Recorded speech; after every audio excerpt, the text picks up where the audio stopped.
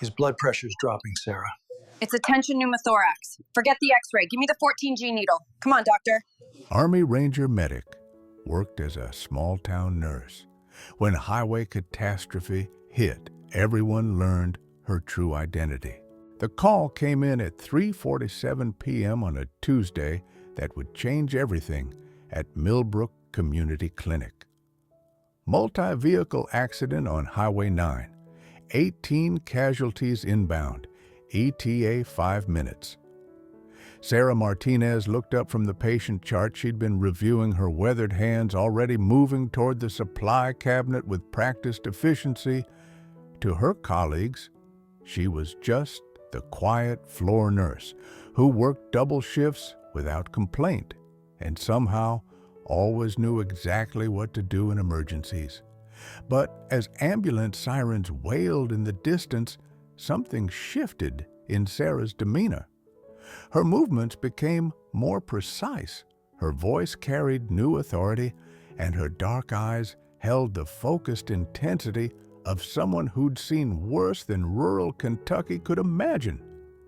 The 42-year-old nurse, who'd spent 3 years earning respect through competence and compassion, was about to reveal why her resume had gaps that she'd never fully explained. What happened next would prove that some heroes trade combat fatigues for scrubs, and that 12 years as an Army Ranger medic never really leaves your system. Milbrook Community Clinic served a rural population of 8,000 scattered across 3 counties in eastern Kentucky, where the closest trauma center was 90 minutes away by ambulance. The facility operated with a staff of 3 doctors, 6 nurses, 2 technicians, and a part-time administrator who also managed the county's only pharmacy. It was the kind of place where everyone wore multiple hats and miracles were measured in lives, saved with limited resources. Dr. Patricia Hoffman, the clinic's chief medical officer, had recruited Sarah Martinez 3 years earlier after being impressed by her clinical skills and unflappable demeanor. Sarah's references were impeccable, her certifications current, and her interview had demonstrated knowledge that exceeded typical floor nurse requirements. But there had been something in her bearing, a watchfulness, a way of scanning rooms for exits and threats that suggested experience beyond civilian healthcare.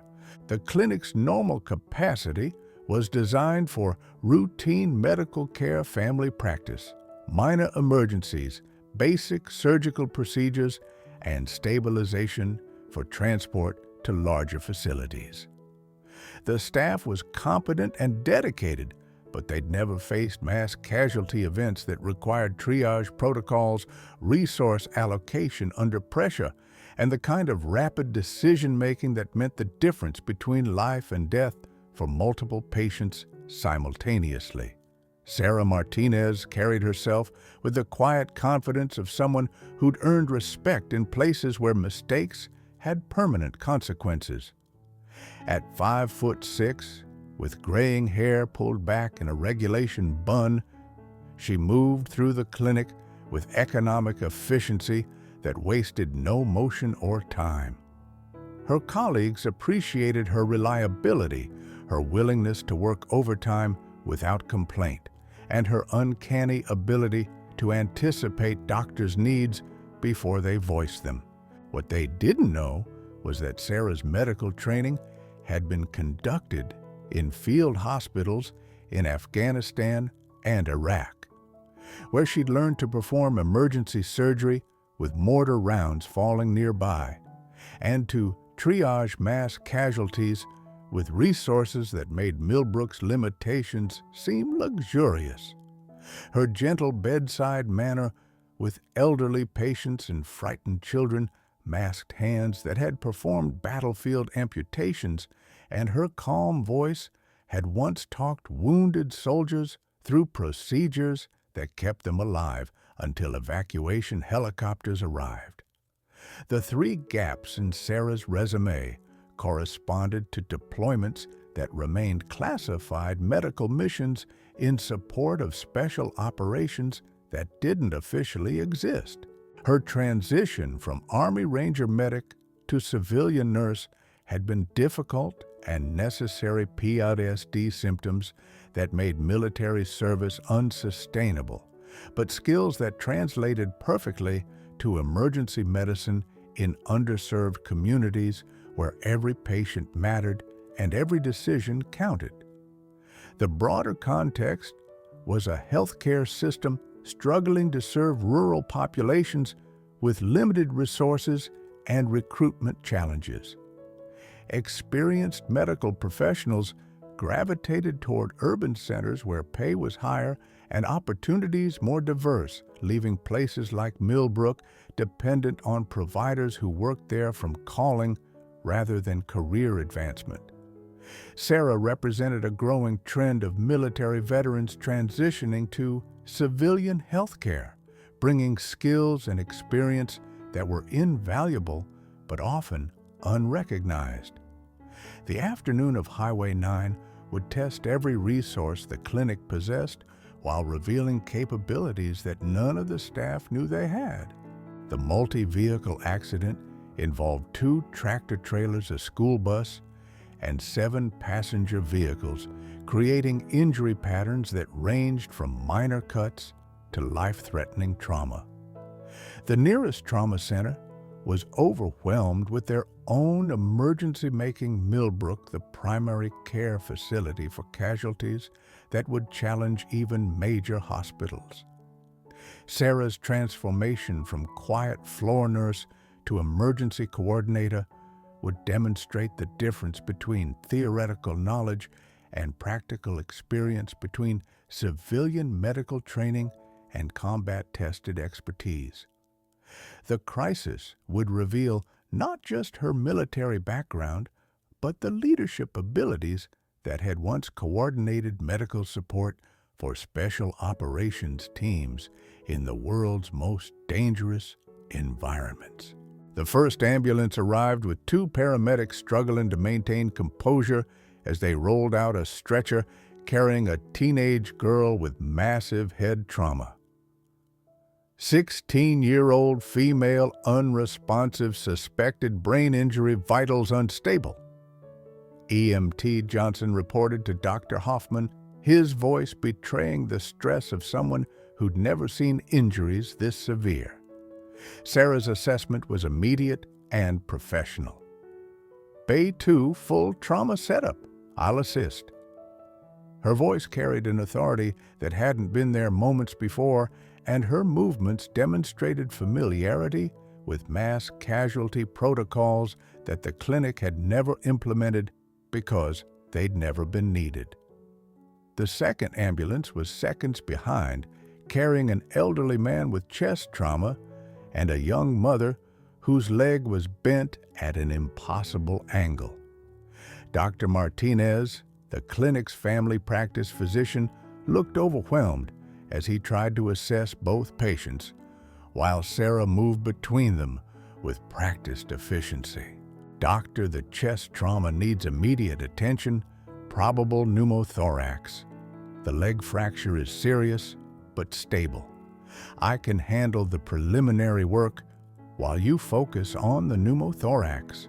Sarah's guidance was delivered with clinical precision that surprised everyone who heard it. Her triage decisions were being made faster than the doctors could process the injuries, but her assessments were proving accurate. The third ambulance brought the crisis to critical mass. 4 more casualties, including 2 children from the school bus, overwhelmed the clinic's normal procedures and pushed the staff beyond their training. Dr. Hoffman found herself looking to Sarah for guidance, recognizing expertise that exceeded her own despite the difference in their official positions. Sarah, I need you to coordinate triage. Set up a system priority 1 for immediate life threats, priority 2 for urgent but stable, priority 3 for minor injuries. Use the waiting room for overflow. Dr. Hoffman's decision to put a floor nurse in charge of emergency operations was unprecedented, but the situation demanded competence over hierarchy. Sarah's response was to transform the entire clinic into a field hospital, using principles she'd learned in combat zones. She directed the rearrangement of equipment assigned specific roles to each staff member and established communication protocols that ensured critical information reached decision-makers quickly. Her organization was military in its precision, but adapted to civilian resources and capabilities. The revelation of her expertise came gradually as staff members noticed skills that exceeded typical nursing training. Her wound assessment was more thorough than some doctors. Her knowledge of trauma surgery was encyclopedic, and her ability to remain calm under pressure inspired confidence in everyone around her. She moved between patients with the efficiency of someone who treated casualties under fire, her hand steady and her voice reassuring. The breakthrough moment came when Dr. Hoffman was overwhelmed with a complex chest injury, and Sarah stepped in to assist with procedures that most nurses would never attempt. "I've done this before," she said simply, her hands already preparing instruments and positioning equipment with the precision of an experienced surgeon. The questions about her background were inevitable, but deferred. The immediate crisis required all available expertise, and Sarah's contributions were too valuable to interrupt with explanations. But her colleagues were beginning to understand that the quiet floor nurse they'd worked alongside for 3 years possessed capabilities that transformed their emergency response from desperate improvisation to organized competence. The psychological shift in the clinic was immediate and profound. Staff members who'd been fighting panic found confidence in Sarah's leadership and expertise. Patients who'd arrived in terror were reassured by her calm professionalism and obvious competence. The chaotic emergency was becoming a managed crisis through the application of skills that none of them had known were available.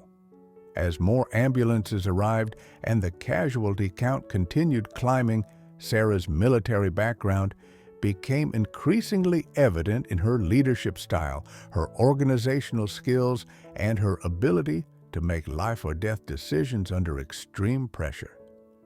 The transformation from civilian nurse to combat medic was gradual but unmistakable, revealing the veteran hidden beneath the gentle caregiver they thought they knew. The crisis intensified when the 5th ambulance arrived, carrying casualties that exceeded the clinic's theoretical capacity. 3 more patients with severe trauma stretched resources beyond normal limits, while testing everyone's ability to function under pressure that most civilian medical professionals never experienced. Sarah's response was to implement battlefield triage protocols that maximized survival rates while making difficult decisions about resource allocation. "Dr. Hoffman, we need to establish a walking wounded area and discharge anyone who can be treated with basic first aid." Sarah announced, her voice carrying command authority that surprised everyone who heard it. "We're going to have more critical cases than we can handle, and we need beds for the patients who will die without immediate intervention." Her assessment proved prophetic when ambulances 6 and 7 arrived simultaneously, bringing the total casualty count to 18, with injuries ranging from minor cuts to life-threatening trauma. The clinic's normal procedures collapsed under the weight of demand, forcing improvisation that revealed the difference between textbook knowledge and practical experience. Sarah's expertise became impossible to ignore as she moved between patients with diagnostic accuracy that exceeded some physicians. Her wound assessments were thorough and rapid. Her treatment priorities were logically sound, and her ability to predict patient deterioration allowed proactive intervention that prevented several deaths. The quiet nurse was demonstrating skills that suggested training far beyond civilian standards. The revelation began when Dr. Martinez witnessed Sarah performing emergency intubation on a patient whose airway was compromised. The procedure was technically complex and legally risky for a nurse to attempt, but Sarah's execution was flawless. "Where did you learn to do that?" Dr. Martinez asked, his voice carrying amazement and growing suspicion about her background. "Military training," Sarah replied without elaboration, her focus remaining on the patient whose life depended on her successful intervention. The admission was casual, but loaded with implications that explained her unusual competence and unshakable calm under pressure. The escalation continued when Sarah began directing the clinic's response with authority that transcended normal nursing duties. She assigned specific tasks to each staff member based on their capabilities, coordinated resource utilization to maximize efficiency, and maintained communication with incoming ambulances to prepare for each new arrival. Her leadership was decisive and effective, transforming chaos into organized emergency response. Dr. Hoffman's recognition of Sarah's true expertise was gradual but undeniable. "Sarah, your military training, what branch and what specialty?"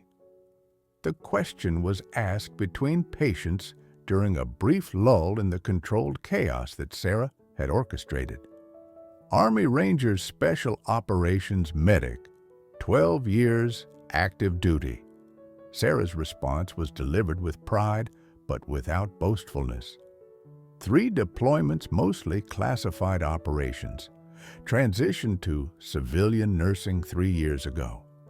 The revelation explained everything about her competence while raising new questions about her decision to work as a floor nurse in rural Kentucky.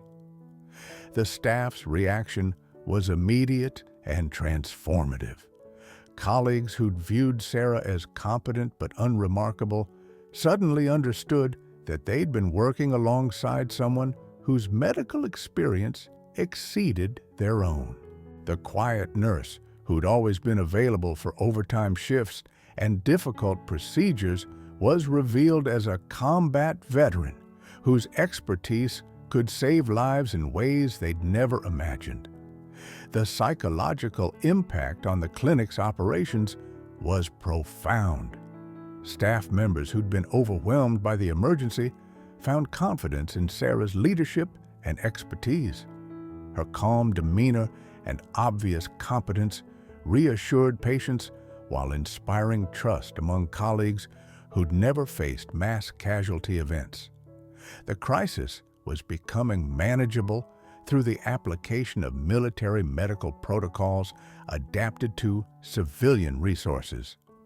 The broader implications were equally significant. Sarah's transition from military to civilian medicine represented thousands of veterans who brought valuable skills to healthcare systems struggling with staffing and expertise shortages. Her ability to function under pressure, make rapid decisions, and coordinate complex operations had been honed through military service that translated perfectly to emergency medicine. The emotional toll on Sarah was carefully hidden but substantial. The mass casualty event triggered memories of battlefield medicine that she'd worked hard to process through therapy and time. But the familiar rhythms of triage, the satisfaction of saving lives, and the recognition that her skills were valued created a sense of purpose that had been missing since her military discharge. The community response was beginning as news of the highway accident spread through Milbrook and surrounding areas. Families of the injured gathered at the clinic, local volunteers offered assistance, and other medical professionals from neighboring facilities began arriving to help. The crisis was becoming a community effort coordinated through Sarah's leadership and expertise. The media attention was inevitable, as the scale of the accident and the clinic's successful response attracted regional news coverage. The story of a small rural clinic handling 18 casualties without fatalities would generate questions about how such success was possible with limited resources. Sarah's role would become part of the narrative, but her military background remained unknown to reporters focused on immediate medical outcomes. The personal transformation was most evident in Sarah herself.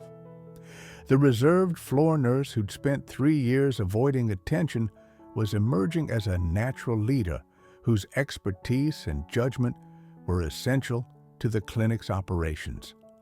Her military identity, carefully compartmentalized since her transition to civilian life, was being reintegrated as she discovered that her skills were not just valuable, but essential in serving her community. The crisis reached its peak when the last ambulance arrived carrying 5-year-old Emma Patterson, the accident's youngest victim, with injuries so severe that even Sarah's combat experience offered little hope. The child had been thrown from the school bus during the initial impact, suffering massive head trauma that was beyond the clinic's surgical capabilities and too unstable for transport to the trauma center 90 minutes away. Emma's parents, Tom and Lisa Patterson, were longtime Milbrook residents whose family had lived in the community for 3 generations. Their arrival at the clinic created the kind of emotional intensity that tested everyone's professional composure while adding personal stakes to medical decisions. The child's condition was deteriorating rapidly, and standard protocols called for immediate life flight to a major trauma center. But the helicopter was grounded due to weather conditions that had developed during the afternoon, and the nearest trauma center was reporting that they were overwhelmed with their own emergencies. Emma needed neurosurgery that exceeded the clinic's capabilities, performed by specialists who weren't available, using equipment that didn't exist in rural Kentucky. The situation was medically hopeless and emotionally devastating. Sarah's assessment was clinical and devastating. The child needed immediate cranial pressure relief that required surgical intervention beyond the clinic's capabilities. Without it, Emma would die within hours. With attempted surgery, she might survive, but with neurological damage that could range from minimal to catastrophic. The decision was impossible: certain death versus probable disability with uncertain outcomes. Dr. Hoffman's breaking point was visible and heartbreaking. "Sarah, I've never performed emergency neurosurgery. The liability, the risk, the equipment limitations, I can't justify attempting procedures that are beyond my training and our capabilities."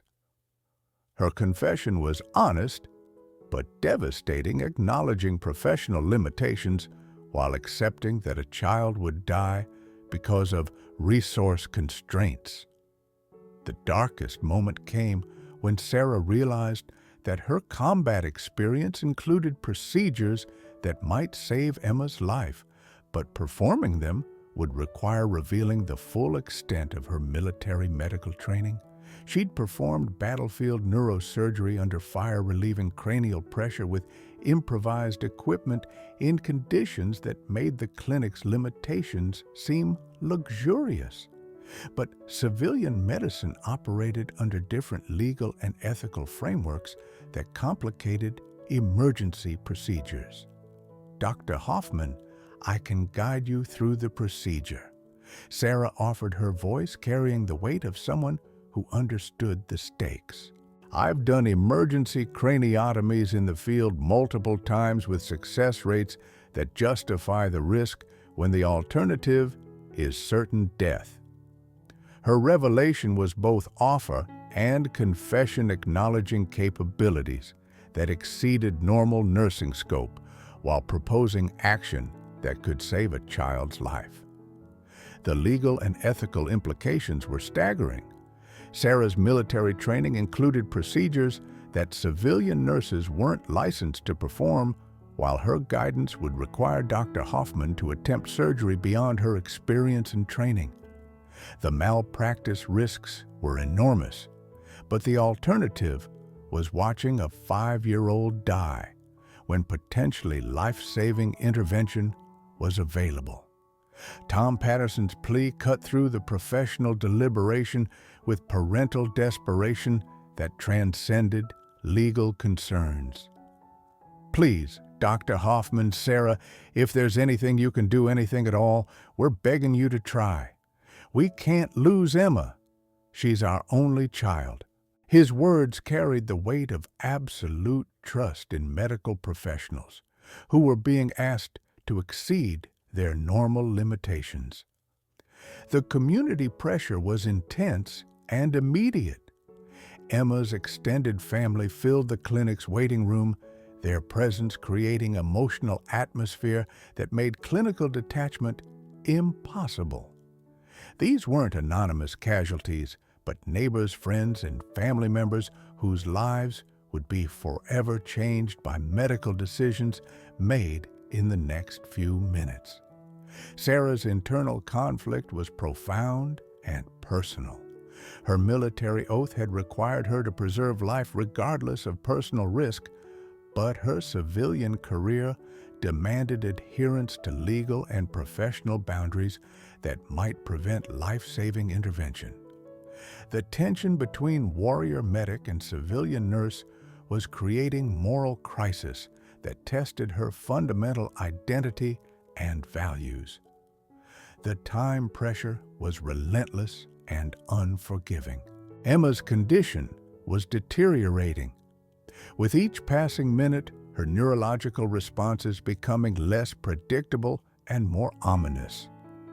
The window for successful intervention was closing rapidly, forcing decisions that would define not just the child's future, but everyone's understanding of their professional obligations and moral responsibilities.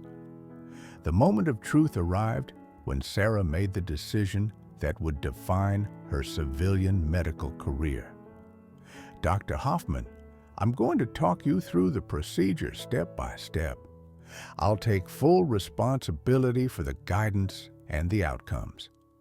This child deserves every chance we can give her, regardless of the professional consequences.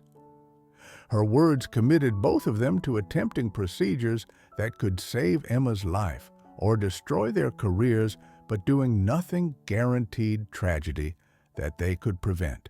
The transformation was immediate and dramatic as Sarah shifted from supporting nurse to lead surgical coordinator, her military training asserting itself through clear command presence and tactical medical expertise. Dr. Hoffman, we're going to perform emergency burr hole drainage to relieve intracranial pressure. I'll guide you through each step using techniques I learned treating combat brain injuries. The procedure that followed would be remembered as the most intense medical experience in Milbrook Clinic's history. Sarah's instructions were precise and confident, drawing on battlefield experience where improvised neurosurgery had saved lives when evacuation wasn't possible. Her knowledge of anatomy, surgical techniques, and emergency procedures was comprehensive and practical, gained through treating casualties that most civilian doctors would never encounter. "Start with local anesthetic here," Sarah directed, indicating the precise location where Dr. Hoffman should begin. "The drill needs to penetrate exactly 1 centimeter, no deeper. I'll monitor her neurological responses while you work." Her guidance was technically sophisticated and strategically sound, adapting military field surgery to civilian equipment and resources. Dr. Hoffman's initial nervousness gave way to focused concentration as Sarah's expertise became evident. The procedure was complex and dangerous, but Sarah's step-by-step instruction provided confidence that made precision possible. "You're doing perfectly, Doctor. Maintain steady pressure, watch for changes in resistance, and trust your training." Her encouragement was professional, but personal, recognizing the courage required to attempt procedures beyond normal experience. The breakthrough came when the drill successfully penetrated Emma's skull, immediately relieving pressure that had been crushing her brain tissue. The child's neurological responses improved almost instantly, her pupils becoming more reactive and her breathing patterns stabilizing. The procedure was working, saving a life through collaborative expertise that neither participant could have achieved alone. The community's reaction was immediate and emotional. Tom and Lisa Patterson wept with relief as Emma's condition stabilized, their daughter responding to stimuli for the first time since the accident. The waiting room erupted in celebration as news of the successful surgery spread among family members who'd been preparing for the worst possible outcome. The revelation of Sarah's military background was complete and transformative. Her colleagues understood that they'd been working alongside someone whose medical expertise exceeded their own, whose experience included procedures that most civilian medical professionals would never attempt. The quiet floor nurse was revealed as a combat veteran whose skills had been essential to saving lives that civilian training alone couldn't have preserved. Dr. Hoffman's recognition of Sarah's contribution was immediate and public. This procedure was successful because of Sarah's expertise and guidance.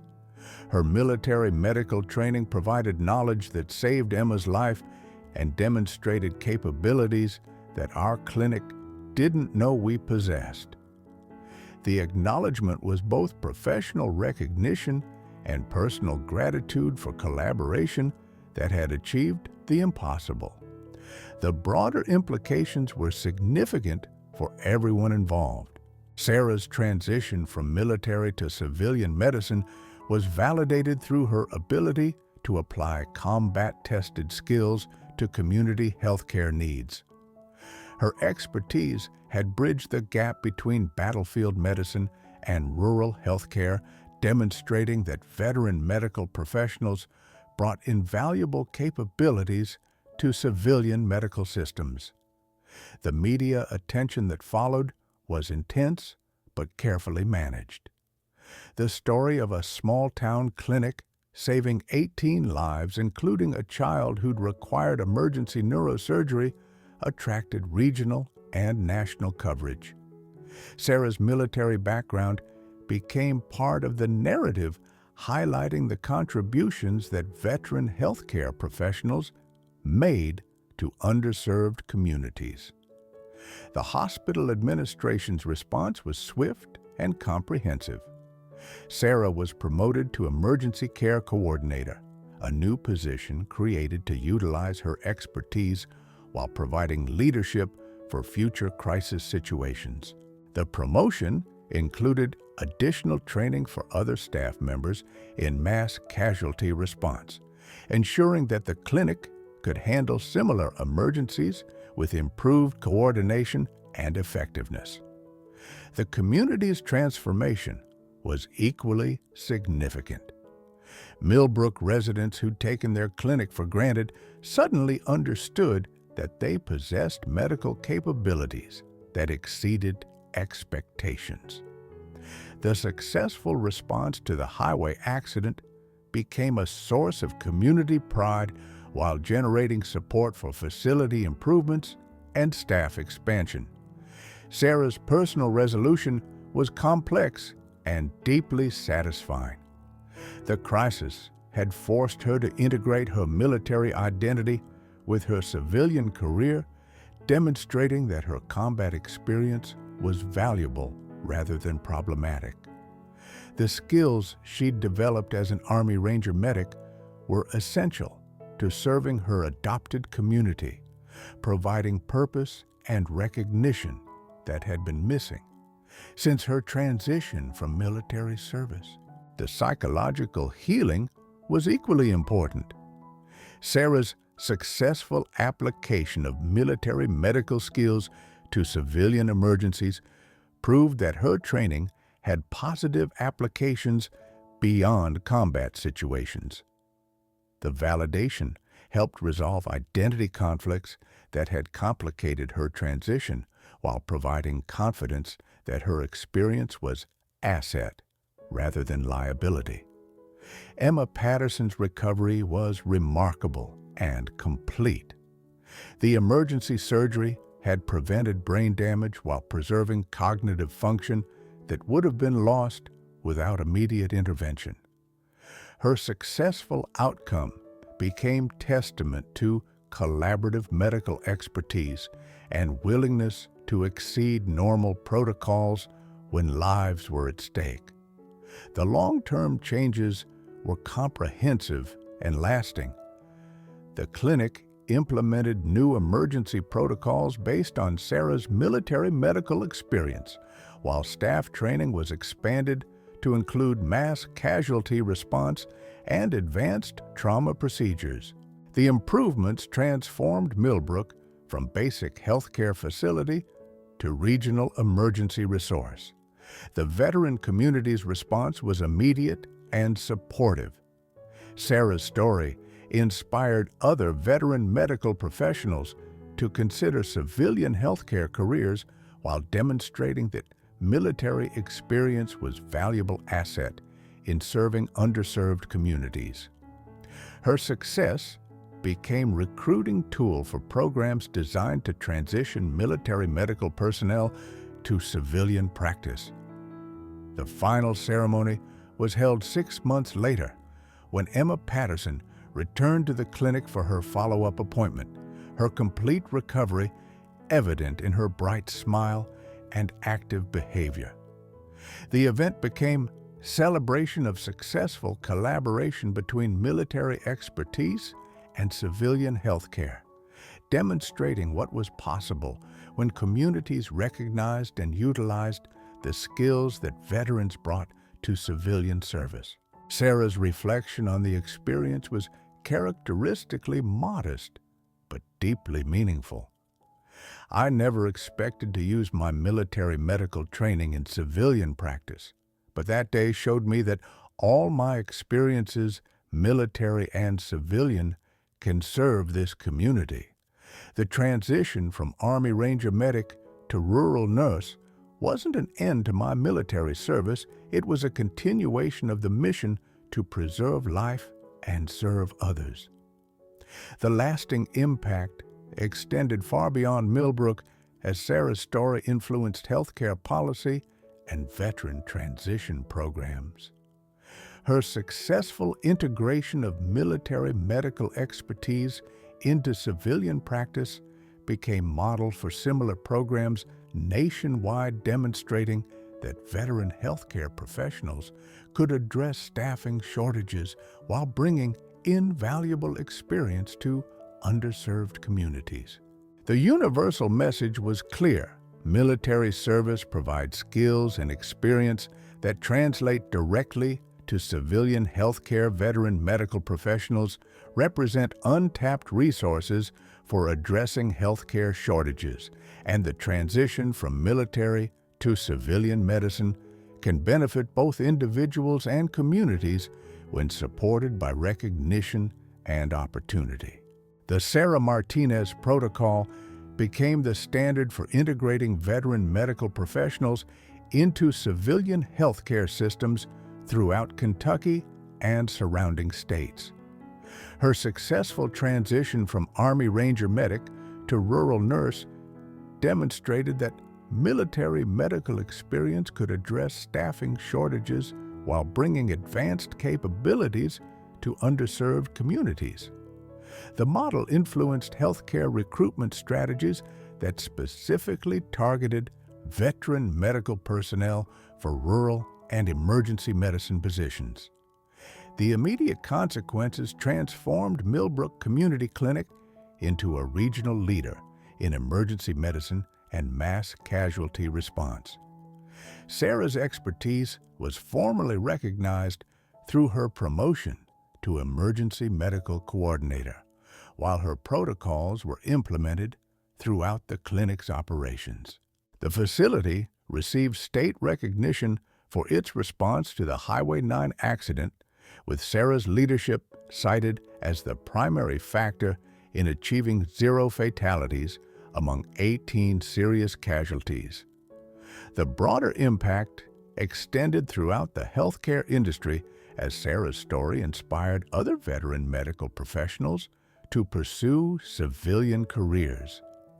Veterans Affairs developed specialized transition programs that helped military medics, corpsmen, and nurses adapt their skills to civilian practice, while healthcare systems created recruitment programs specifically targeting veteran medical personnel.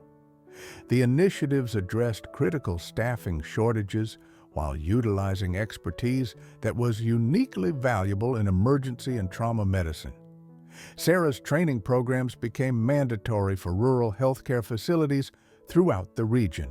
Her curriculum combined military medical protocols with civilian healthcare standards, creating comprehensive emergency response capabilities that exceeded what most small clinics could achieve independently.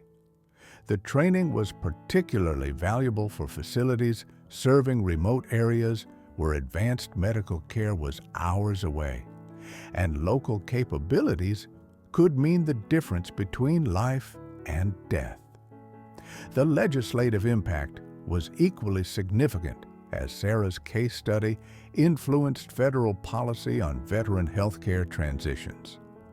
The Veterans Medical Transition Act provided funding for specialized training programs that helped military medical personnel adapt to civilian practice while creating incentives for healthcare systems to recruit and retain veteran medical professionals.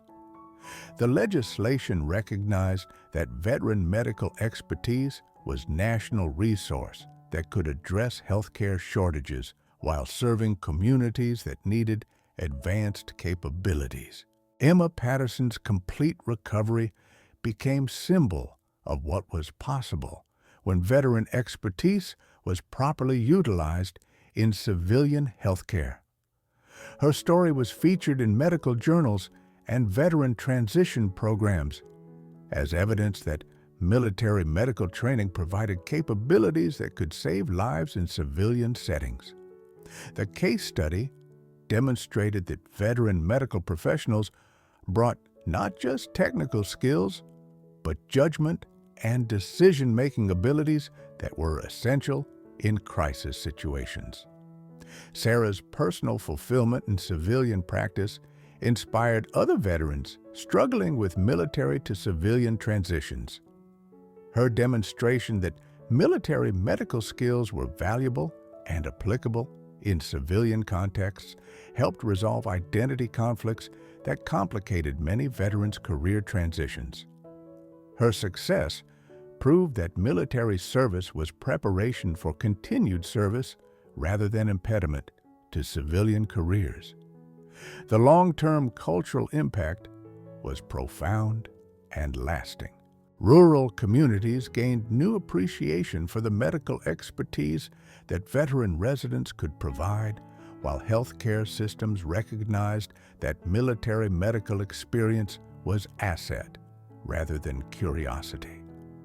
Sarah's story became foundational narrative for programs designed to bridge military and civilian healthcare, demonstrating that veteran medical professionals could serve their communities while finding purpose and recognition in civilian careers.